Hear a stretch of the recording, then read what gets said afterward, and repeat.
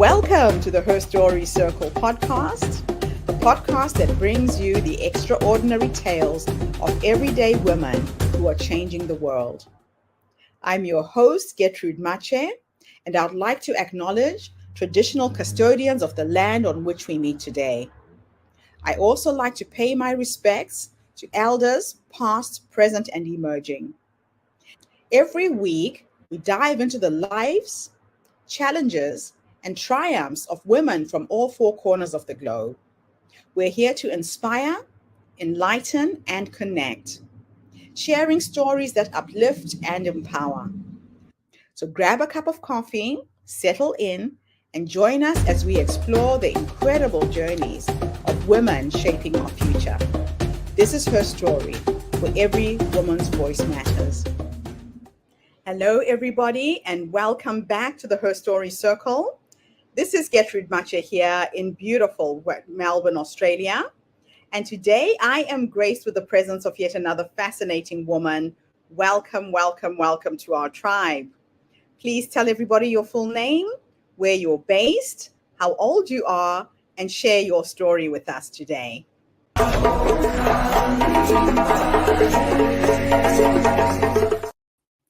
Hi, Gertrude. It's really lovely to be here today with you. Thank you for having me. So my name is Mari Huusko. I am based in New Zealand, Auckland. I am 44 years old, and this is my story.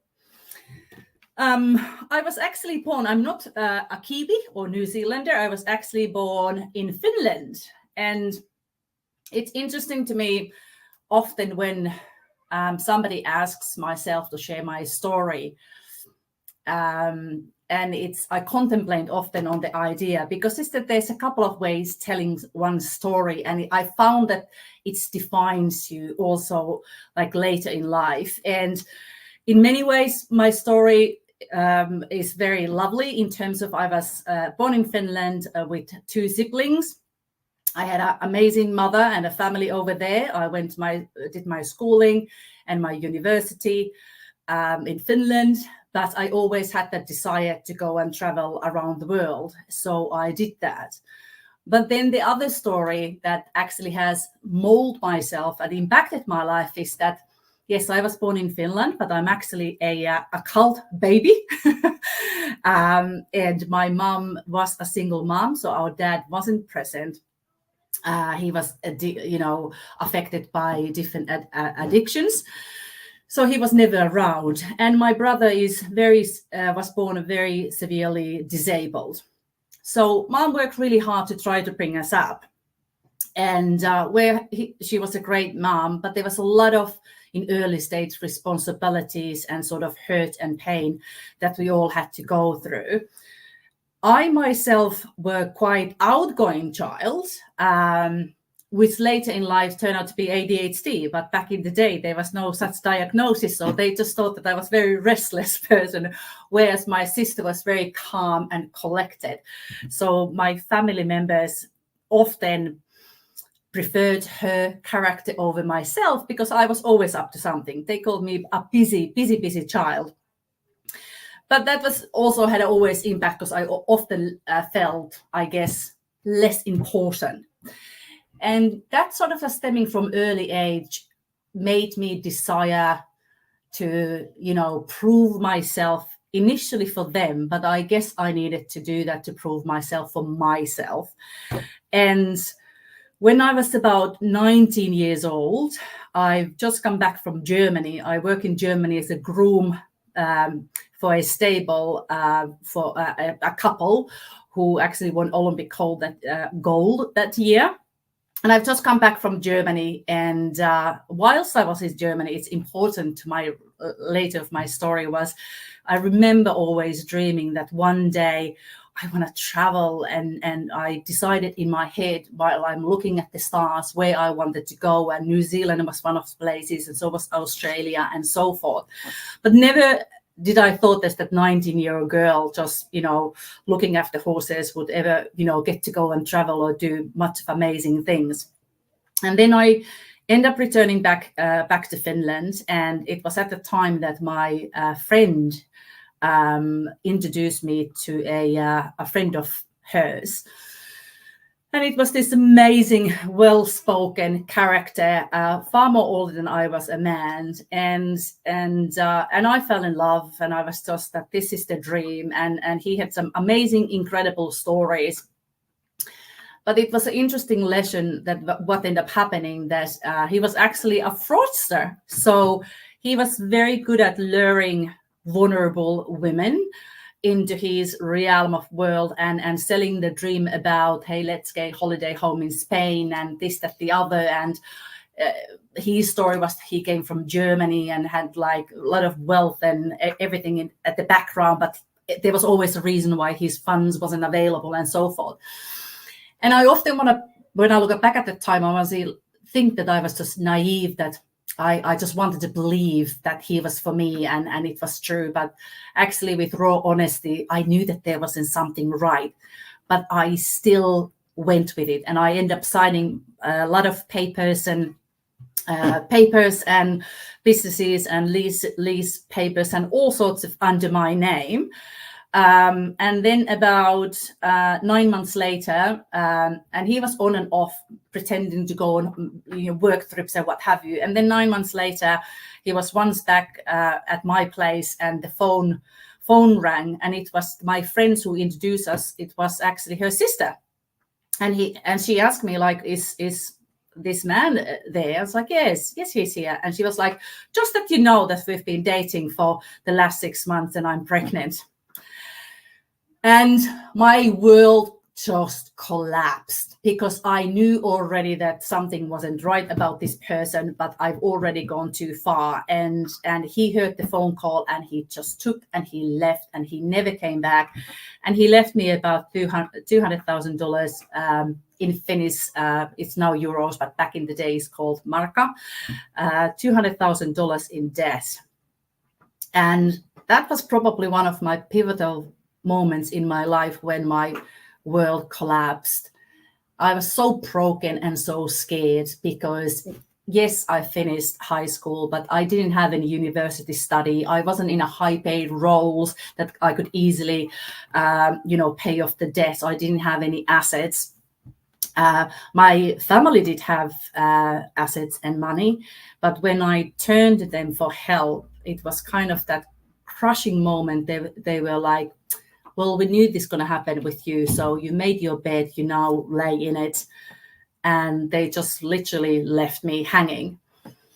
And in those broken moments, it took one of my friends, school friends, actually, at the primary school. Our mothers were friends, and she happened to be at her mom's house at the time, listening to them talking about me, how I wasn't this and I wasn't that, and I was a screw up and so forth. And she got really frustrated, and she said to them that maybe she just needs a shoulder, to cry on. And she called me, and I actually end up leaving my place, and I went to stay with her, and we end up actually spending 4 months together, whole short Finnish summer together. And we had some amazing time, and we just looked after each other and lived freely and did do our best. And I never forget that, and I never forget her, because that sort of saved me, because otherwise I was so desperate. And that sparked something in me. So when I returned back home, I was like, what am I going to do?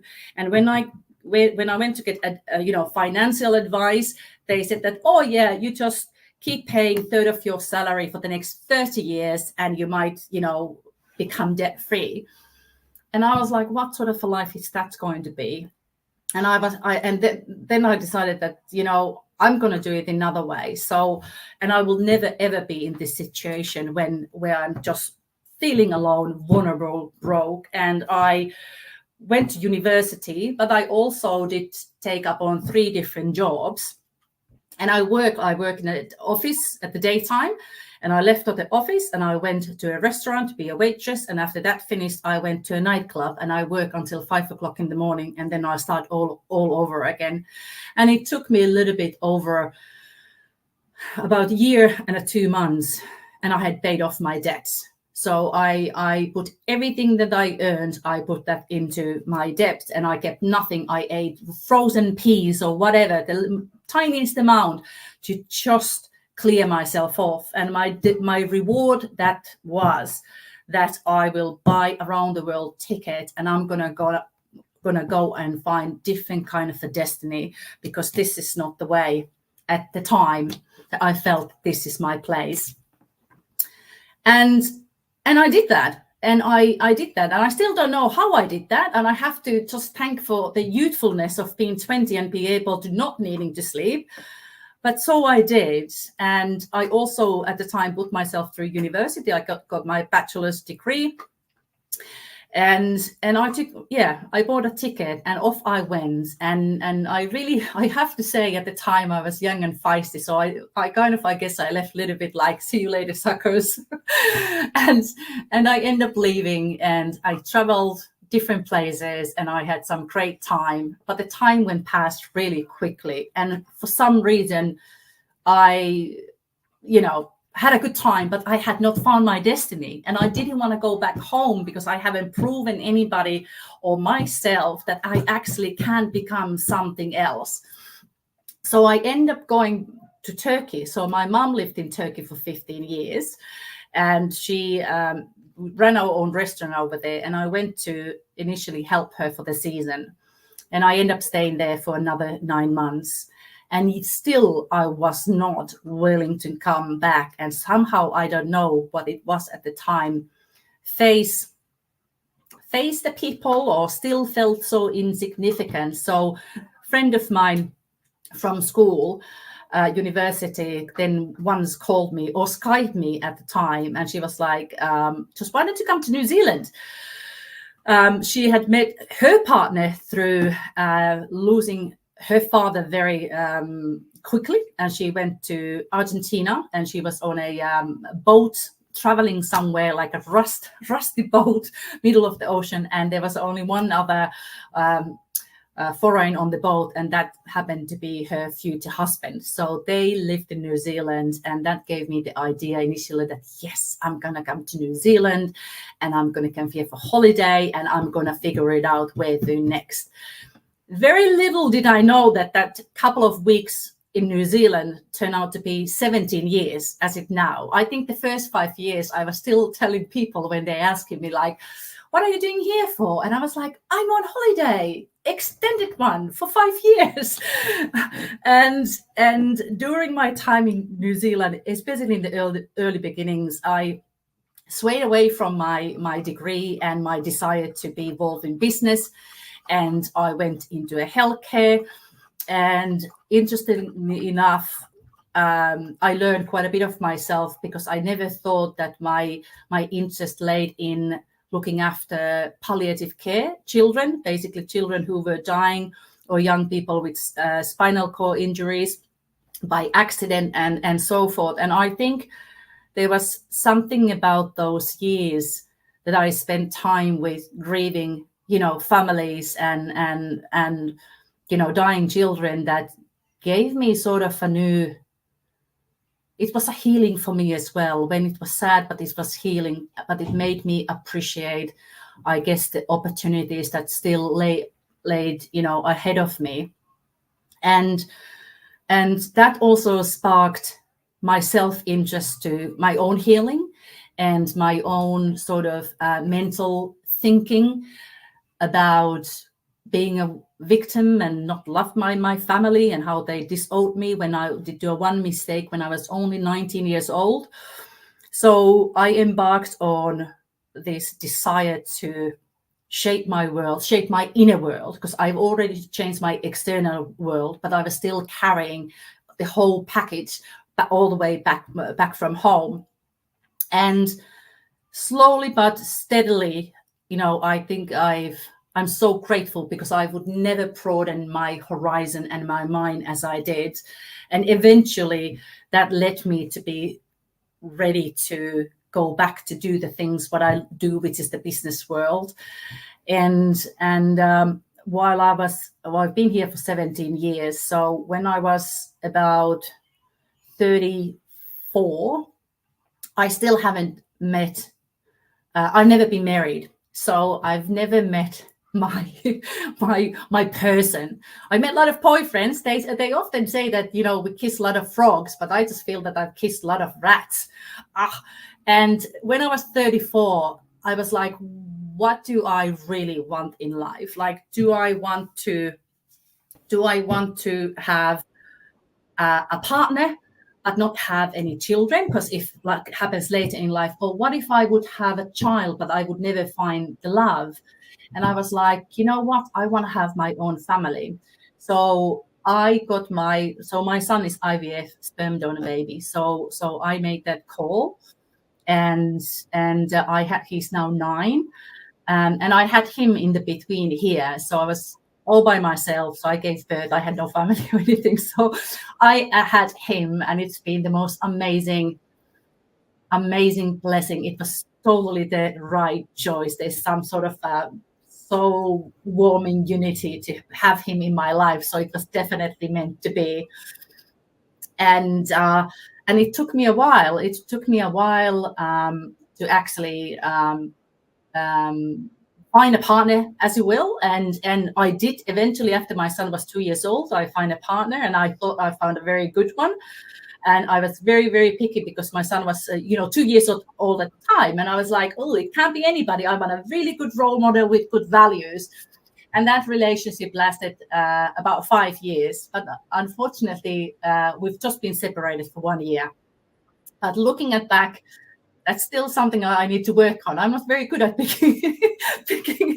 picking partners in life. They just off a little bit of an odd mold that they're not always very nice. But you seem to have done so much with your life, Marie.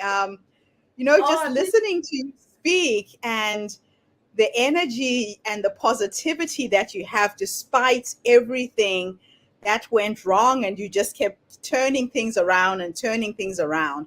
So I just want to unpack what I've just listened to just now. Sure. That was the light version. That was the light version, just to not shock your audience. That is such an incredible story. A lot of women do find themselves in trouble in terms of dating and relationships. We are all looking for our person. I think I shared with you my experience these last few years after my first marriage collapsed and the second one has collapsed. And we are all on a quest to find that person. But if you were to go back right now and have a conversation with the younger you, that young woman who is still searching, what advice would you give? Because it sounds to me like you are very, very clear on what your values are. Yes. And if the person doesn't meet those standards, then it's a deal breaker for you. Please just give advice to any woman who's listening to this podcast right now. Wow. I've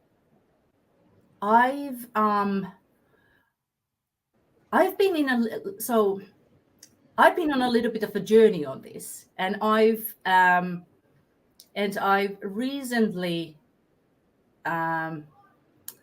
well, how would I say, not practice, but I recently taken up on this sort of a journey where I've exactly been doing this. I've been looking internally. So just to give you a little bit of a context. So when hardships or some, unpleasant things happens in life, it comes out of us in a different way. Let's say that we get a stab wound. We can put a thing on it, but there's things that also have made that I have done. And so I've caused also a lot of pain for myself, whether how I've reacted to things that have happened or where my headspace might have been. So it's not always the external people that hurt us the most. It's sometimes our own selves that end up hurting ourselves as well.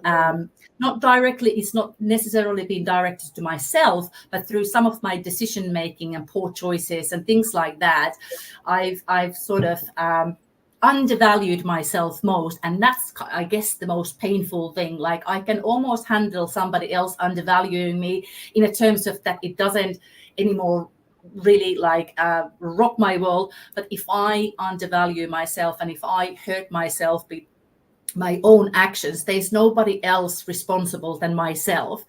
So Yes. I have been going back to different ages, and all I've really can do is, there's been a lot of tears, there's been a lot of crying and asking forgiveness and reassuring that you are enough, you are loved and I've got you. And I have needed to understand that the the decisions and things that we've done, whether it's 5 years ago, 10 and 15 years ago, I made those decisions at that age person with that sort of a limit of information, and I've often tried to do the best I can. Does the 44-year-old myself do the same decisions? Probably not, because I'm more wider and I would handle it differently. So I have to give myself compassion for that. And that's an Yes. interesting question. What would I say for myself? I guess it's reassuring me for myself that it is about this finding my own inner voice and stand. Who am I and how do I want to be and show up? And I thoroughly believe that if I'm in healthy mind and spirit and body, that will act, it already sets standards, like it attracts that sort of a level, because it is less. You're like, thank you, but no thank you, I don't want that. So and I also would just be like, trust your instincts as well. Like, we often sense that, it's not, but we're like, no, of course I'll give you the benefit of the doubt, but the internal voice in us women is really strong, and it's feeling like, incorrect. So I don't know if that Trust. even answers that. Yeah, Yeah. that trusting of your intuition is really important, because we get the promptings, we get the little warning bells, and we push it aside. Now, when you were talking about your son, Mhm. again, you made a beautiful decision. You knew you Mhm. wanted to be a mom. A Mhm. lot of women are leaving it too late, to a point where they then try and have a baby, their eggs aren't viable, or they didn't freeze their eggs, in the hope that they're going to Yes. meet a Yes. partner. And now you have this human being in your life. Your son is like, I can just see you lighting up when you talk about Yes. him. And Yes. the love of a child cannot be replaced with anything else. Tell us That's what that experience has done for your soul as a woman. it's it has just I don't know, completed me, because I'm complete on my own. But it was just it was how would I explain it? Mhm. It's just something that I got this other human being now, and it's just so authentic and honest. I guess that's the relationship that I often look outside from partners. But with your child, we are two peas in a pot, and it's almost like we are against the world. Not that we are against the world, but it's like we can do this, and it's Yes. just like I don't know if it's star signs, but I'm Cancer, and at the end of the day, I've got a very I'm been the more older I get, I try to soften up, because like most of us, when things happen, I get really tough exterior, because it's been my protection mechanism, like keep everything arm's length, like don't. And but through motherhood for me, it's like, yet again I see the world little bit different, and there is somebody else I also need to think about, and it's about sharing this, sharing this like environment and this world, and equipping somebody to be a good human, and try to lead by examples, but also Yes. receive love. Well, oh my gosh, he coming like, mommy, hug time, like it's just like, who doesn't want that? So That's so beautiful. it's so beautiful, and how that actually came to be, like it's just with my weird world, I remember, because when I was getting older, I almost started to panic. And I remember that's how silly it went, that I would just go out and I would meet a person and I would be like, "Ooh, you don't look really good. Oh, you have a job. Okay, be my boyfriend. Let's get married." I was just so into like, I need this. Like, if I don't have the same package, that I never get married. And I don't like, I felt that I was always the odd one out. And it just at sort of a stupid level. I was like, what are you doing? Like, like, why don't you just yeah, what is important? Like, what if that never happens, but you have your own human and you have your own family? And through that, yet again, it's like now it's very it's a different lens again. So it's not anybody who can enter into my world, at all, because I prioritize my time with myself, my friends, and with him. So I love it. I love it. Now, did you ever mend the relationship with your family? Well, I think that's what that's the reason that my son was born, because it took me all the way until my son was born, about 8 years old. I just wasn't capable of doing so. So even though all the work and what have you, I had let go of the anger and I let go of the resentment, but I chose to not to get involved. But when my son was born, it probably changed them as well. And they realized that, oh my God, I'm also the furthest away you can go from Finland, and there's this little new person in this family. And when he was 18 months old, that was the first time that we flew back home together to meet family. And it was a really lovely time. And it was, I think we all needed that. But we are so in our family, all the men have died. No wonder, having us as a women. But so we only have like 2 grandmothers, my mom, my sister, my niece. They're all women. So I always felt that there's too many chickens in one coop. They're all like, So and I didn't want to, waste my time in that sort of like, we like to pick each other and we're not always the nicest to each other and so forth. But having my son and going back, it was really good for all of us. It was way too long due, and it was nice to be back. And now I'm really close, or 2 times a day we speak, like very That is amazing. Yeah, children will do that. Grandchildren will mend bridges where they need to be mended. So I'm so happy to hear that. Now, your experience with the palliative care children and facing death and helping families deal with death seems to have changed your whole worldview in some way. Tell me what that experience was like. It did. Look, that initially, look, as I told in the beginning, so my brother was very severely disabled when he was born. He actually was not to make it alive. So the doctor said that he won't make it until 1 year old. So it was really, really bad and really, really rare. And when we were growing up, so he had a lot of epileptic seizures and he has all sorts of, he was always choking on something and he couldn't eat a lot of food. He only could eat like maize and carrot. He was allergic to all the other foods and it was just horrific time. And mom being a single mom who had to go to work and what have you, often the responsibility to look after him fell on us.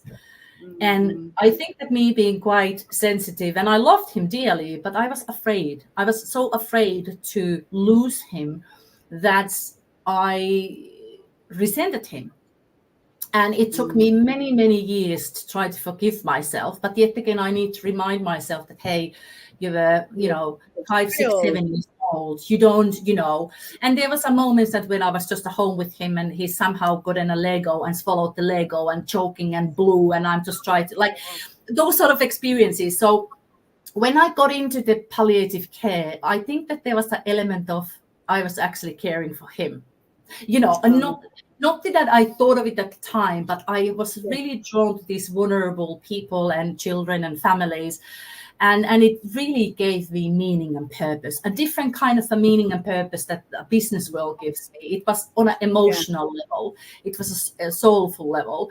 And I think that, yes, that has changed me. So I do foster caring. So I have foster children to come to my place, and I've helping women refuge, like home, domestic violence and stuff. So I do have this sense of caring and protecting and giving where I can, and it's just part of who I am these days. Now, let's talk a little bit about your work in business. Yes. Can you describe your role as a catalyst in connecting digital transformation with sustainable business growth?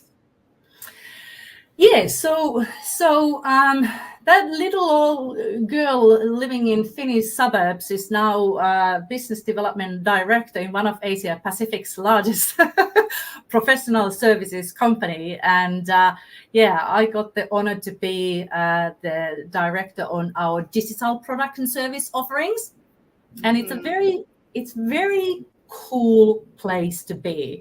I'll have to just straight up. So I'm not a IT person, and I'm not an engineer either. So or not a scientist. So going into a world where everything is built by engineers for engineers, and it's a very digitally, driven. It's taken me a while to be like, oh my God, do I really understand what's happening around me? But it's amazing place to be. I love that part because it's a different kind of a problem solving for me. So we all know how digitalization is just, getting faster and faster and faster. It's coming nearer and nearer in our future, in everyday life. But so it does in business life. And still, like many of us are still trying to get, understanding of different technologies, and I have this amazing role where I get to go and understand some of the key challenges, for agile, for sustainable business models, how they can change around introducing digital systems in the day, business as usual. How does that going to look like? What are the outcomes are, and how that's going to sort of proceed to the years to come. So that's kind of my role in a simplistically put in a nutshell. I love it. So how are you helping companies transition smoothly into Industry 4.0? And what do you see are the key factors for success in this era? That's a great question. Whether there's an easy way or a smooth way to transition, there's always hiccups on the road. But I guess our approach is that we will often do a lot of discoveries, because first and foremost, we need to actually understand what are the burning problems are. How can we start something small and scale up from that? And it's a little by little building up the potential, building up the people. There's a lot of change management happening in my industry where I focus on manufacturers. There's a lot of people challenges, people resource challenges. It's not something that we could say fix, but with the common technologies, we'll be able to enable people across the board to do things more clear, effectively, and therefore making it a transition to the 4.0, which is all about automations and digitalizations and robots and what have you. But it's kind of like the step that everything, what's the saying when they say that everything starts with the first step, and that's kind of like where we come into, is like, what's the first step, and where should you put your feet first to make it more sense. So it's a big mountain for everybody, including the businesses and people and all of us to climb. But that's what we're there for. We're there for the advice. We're there for the support. We're there for the figuring out problem solving together with the people, how to best to go about it. I love it. So let me finish our interview with one last question. Sure. And I'm going to teleport you into the future. Yes. You're now 90 years old. Oh, And you're sitting in your rocking chair, surrounded yes. by your children and your grandchildren. If you could go and have a conversation with a 90-year-old you, Mm-hmm. based on how you're living your life and how she has guided you to that point, what would you say to her when you finally meet her?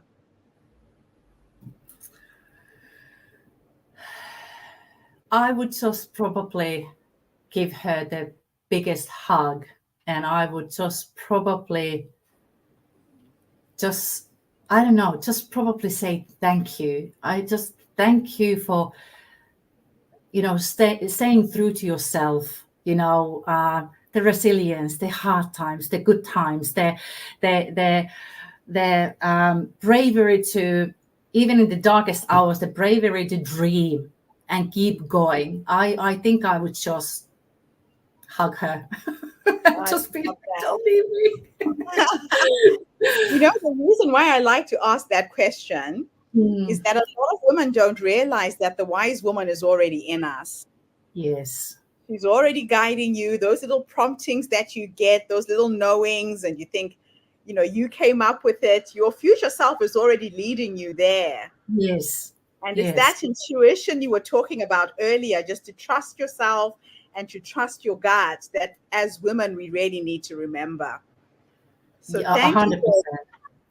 Thank you for being an example of the possibility. Well, You definitely are on the right track by the sound of it, and I wish you luck in the future. And don't give up on love. I'm still searching. I'm 56, and I'm still out there looking. yeah. Well, I Just hope. looking for you. Let's put it this way. Then I hope that if I see the 90-year-old me, it has a other 90-year-old grandpa next to me, so that'd be good. I love it. I absolutely love it. Marie, thank you. It's been such a pleasure talking to you today. I love my job. I love this podcast. It brings me women from all over the world. Here you are living in New Zealand, but all the way from Finland. Such a magical, magical story you shared. Thank you so much. No, thank you for having me. It was a pleasure. And thank you to everybody who's tuned in today. The Her Story Circle is a platform that brings you stories that uplift, inspire, energize, and motivate. Tune in again tomorrow when I interview yet another amazing woman. And in the meantime, have a fantastic day, morning, or evening, wherever you are in the world. And bye for now. Thanks again, Marie. Thank you. Bye-bye. Thank you for tuning into the Her Story Circle podcast. I hope today's story has inspired you to believe in the power of our stories and the difference you can make in the world when you use your voice. I'm Gertrude Mache, and it's been an honor to share this space with you, where voices from all walks of life come together to weave a rich tapestry of diverse perspectives. Don't forget to subscribe, rate, and review our podcast to help us share these stories with more listeners. Follow us on social media by looking for the Her Story Circle podcast for more updates. And join us tomorrow for another episode filled with courage, resilience, and empowerment. Remember, your story matters, and together we're building a stronger, more inclusive world. Until next time, keep making